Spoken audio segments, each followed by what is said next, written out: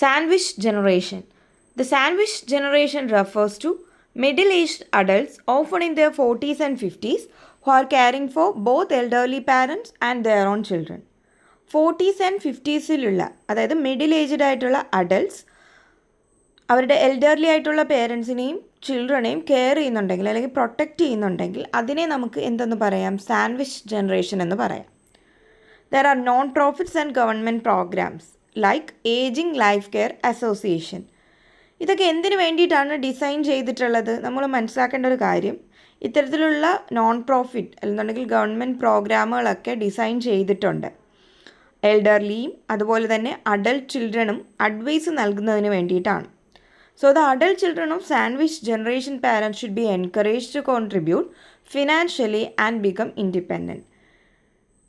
അതുകൊണ്ട് തന്നെ ഇവിടെ പറയുന്നൊരു കാര്യമെന്ന് വെച്ചാൽ adult children of sandwich generation parents ഇത്തരത്തിലുള്ളവരെ എൻകറേജ് ചെയ്യണമെന്നാണ് പറയുന്നത്, ഫിനാൻഷ്യലി കോൺട്രിബ്യൂട്ട് ചെയ്യാനും അതുപോലെ തന്നെ ഇൻഡിപെൻഡൻ്റ് ആയിരിക്കാനും വേണ്ടിയിട്ട്. Some members of the sandwich generation find themselves putting off retirement to offer financial support to aging parents and adult offspring.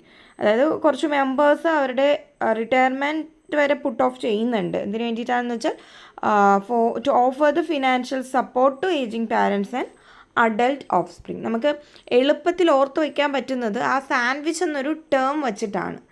അതായത് രണ്ട് പേരെയും, എൽഡർലി ആയിട്ടുള്ളവരെയും അഡൾട്ട് ചിൽഡ്രനെയും ഒരേപോലെ കെയർ ചെയ്യാൻ അല്ലെന്നുണ്ടെങ്കിൽ പ്രൊട്ടക്റ്റ് ചെയ്യാനൊക്കെ പറ്റുന്നു എന്ന് പറയുമ്പോൾ ഒരു എന്താ പറയുക, ഒരു സാൻഡ്വിച്ച്. അതുകൊണ്ട് തന്നെയാണ് ആ ഒരു നെയിം അത്രത്തോളം സ്യൂട്ട് ചെയ്യുന്നത്, സാൻഡ്വിച്ച് ജനറേഷൻ എന്ന് പറയുന്നത്.